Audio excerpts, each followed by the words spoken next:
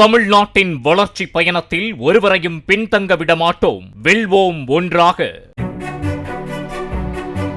1000 ஆண்டுகளுக்கு முன்பு முகமது கஜினியால் சோம்நாத் கோயிலில் உடைக்கப்பட்ட லிங்கத்தின் பாகங்கள் வரும் 30ஆம் தேதி ராமேஸ்வரத்திலிருந்து வாழும் கலை அமைப்பின் தலைவர் ஸ்ரீ ரவிசங்கர் தலைமையில் யாத்திரையாக எடுத்துச் செல்லப்படுவதாக ஜோதிடர் செல்வி தாமோதரன் தெரிவித்துள்ளார். சென்னை நுங்கம்பாக்கத்தில் பேட்டியளித்த அவர், லிங்கத்தின் பாகங்களை கும்பகோணத்தைச் சேர்ந்த அக்னிகோத்திரி பிராமண சமூகத்தினர் பத்திரப்படுத்தி வைத்து காஞ்சி சங்கராச்சாரியார் வாக்குப்படி தற்போது ரவிசங்கரிடம் ஒப்படைத்துள்ளதாக தெரிவித்தார்.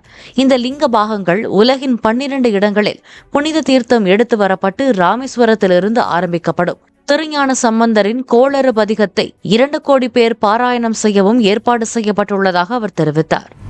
அந்த லிங்கத்தின் பாகங்கள் அக்னிஹோத்ரி சீதாராம் சாஸ்திரி அவர்களால் நம்மளுடைய ஸ்ரீ ஸ்ரீ ரவிசங்கர்ஜி குருதேவ இடத்தில் இப்பொழுதுதான் ஒப்படைக்கப்பட்டது.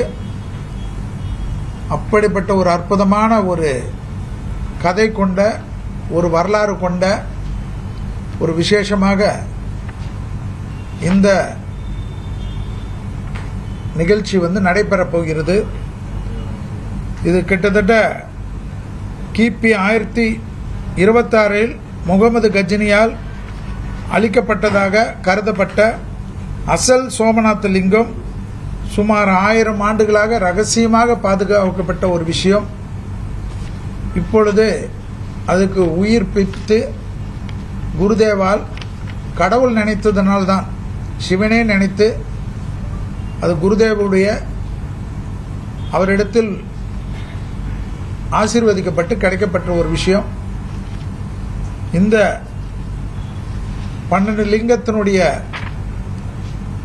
கலசத்திலிருந்து எடுத்து வரப்பட்ட நீர், புனித நீர்கள், இந்த பூஜை குருதேவ் கண்டிப்பாக இது தமிழ்நாடு தான் புண்ணிய பூமியிலிருந்து ஆரம்பிக்க வேண்டும், குறிப்பாக அது ராமேஸ்வரத்திலிருந்து ஆரம்பிக்க வேண்டும் என்று எங்களுக்கு கட்டளையிட்டுள்ளார். 29ஆம் தேதி தூத்துக்குடியில் ஒரு மிகப்பெரிய நிகழ்ச்சியை முடித்துவிட்டு 30ஆம் தேதி ராமேஸ்வரத்தில் அத்தனை ஜோதிடலிங்கத்தில் இருக்கக்கூடிய ஆச்சாரியர்கள், பண்டிதர்கள், வேத விற்பனர்கள் மற்றும் மிக முக்கியஸ்தர்கள் எல்லாம் சேர்ந்து பெரும் மக்கள் வெள்ளத்தில் இந்த லிங்கத்தின் ஊர்வலம் சோமநாத்திற்கு கொண்டு செல்வதற்குண்டான யாத்திரை மிக சிறப்பாக முன்னெடுத்து நடக்கக்கூடிய ஒரு நாளுக்கு தான். தமிழ்நாட்டின் வளர்ச்சி பயணத்தில் ஒருவரையும் பின்தங்க விடமாட்டோம், வெல்வோம் ஒன்றாக.